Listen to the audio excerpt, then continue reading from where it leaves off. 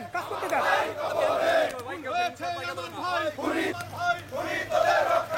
আমার ভাই কবরে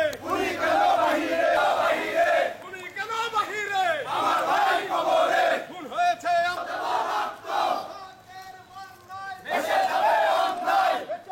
উনি তোদের রক্ষা নাই খুন হয়েছে আমার ভাই কবরে খুন হয়েছে আমার ভাই উনি তোদের রক্ষা নাই খুন হয়েছে ছেলে মেয়ে তোদের রক্ষা নাই খুন হয়েছে আমার ভাই কবরে খুনি ভেসে যাবে অন্যায় রক্তের বন্যা কবরে খুনি কেন বাহিরে সেলিম জিলানীর কিছু হলে চলবে এখন ঘরে খুনি তোদের রক্ষা নাই খুন হয়েছে আমার ভাই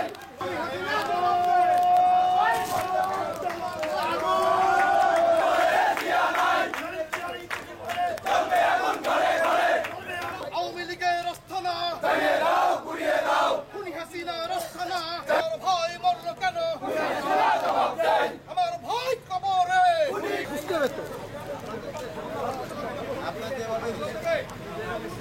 ঘটনার 3 দিন পার হতে চলেছে। আজকের প্রশাসন এখনো কুম্ভকর্ণ ঘুমাচ্ছে। এতদিন পর্যন্ত যেই পুলিশ প্রশাসন আওয়ামী লীগের সাথে ভাগ বটনা করে এই গোপালগঞ্জ প্রশাসন করেছে, আজও তারা আওয়ামী লীগের বাইরে কাজ করছে।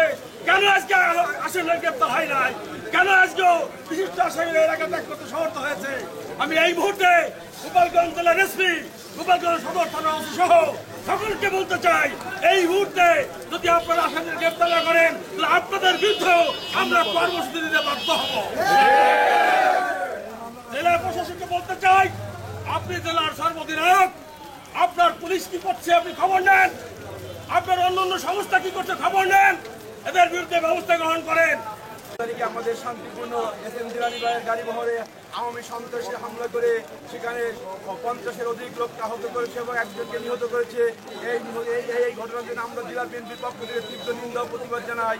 আপনাদের কাছে আমি সাংবাদিক ভাইদের কাছে আহ্বান জানাবো, আজকের এই ঘটনার পর, আজকের এই বিক্ষোভ সময়ের পর থেকে যেসব সন্ত্রাসী যারা এই হামলা করেছে, এই হত্যা আহত করেছে, তাদের অনতিবিলম্বে গ্রেপ্তারকে শাস্তি দিবে এই আশা করবে।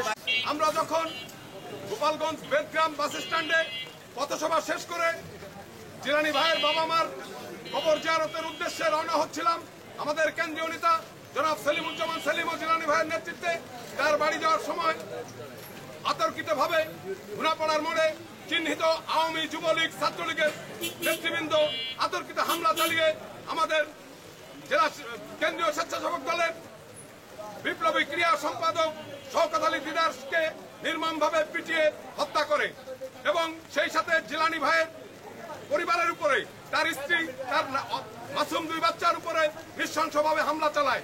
আমরা এই ঘটনার তীব্র নিন্দা জানাচ্ছি এবং অবিলম্বে গোপালগঞ্জ জেলা বিএনপির পক্ষ থেকে দোষীদের আটক করে বিচারের আওতায় আনার জোর দাবি জানাচ্ছি।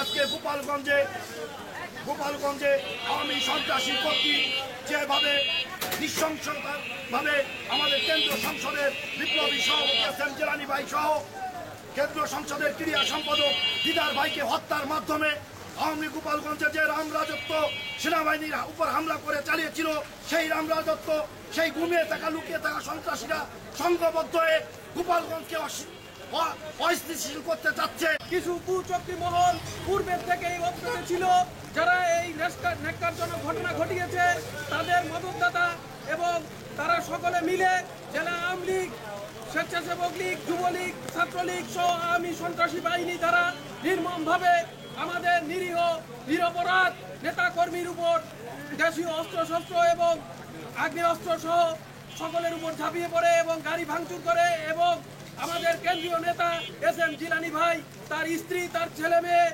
এবং সেই সাথে অসংখ্য নেতাকর্মীকে হামলা করেছে, নির্মমভাবে হামলা করেছে। একটি শান্তিপূর্ণ, একটি ব্যক্তিগত, একটি পারিবারিক অনুষ্ঠানকে উদ্দেশ্য করে গোপালগঞ্জের পথসভা শেষ করে যখন গাড়ির বহরটি টুঙ্গিপাড়ার উদ্দেশ্যে রওনা হয়, আপনারা দেখেছেন ইতিমধ্যে বিভিন্ন পত্রপত্রিকায় আমাদের সাংবাদিক ভাইদের সহযোগিতায় মিডিয়ার মাধ্যমে অতর্কিতভাবে ঘোড়াপাড়ায় অক্ষত থাকা নিকৃষ্ট ঘৃণিত আওয়ামী যুবলীগ ছাত্রলীগ সন্ত্রাসী লীগ তারা বর্বর রচিত নেককার হামলা চালায়, যে হামলা আমাদের শত শত গাড়ি বিধ্বস্ত হয়। প্রিয় নেতৃবৃন্দ, আমাদের আগত অতিথি ছিল গাড়িতে, তাদের সাথে কোনো শত্রুতা ছিল না। এসএম জিলানী বাড়িতে আসতেছিল, কারো কোনো ক্ষতি করতে আসে নাই। আমি বলতে চাই, সাবেক দুষ্কৃতকারী প্রধানমন্ত্রী, আপনার কি এতই ভয়? জিলানীকে আপনি এতটা ভয় পান যে তাকে তার বাড়িতে কবর, তার বাবা মার কবর জিয়ারত করতে আসতে দিতে আপনি সাহস পাননি? তাকে হামলা করিয়েছেন, তাকে প্রাণনাশের জন্য তাকে অস্ত্র দিয়ে আঘাত করিয়েছেন।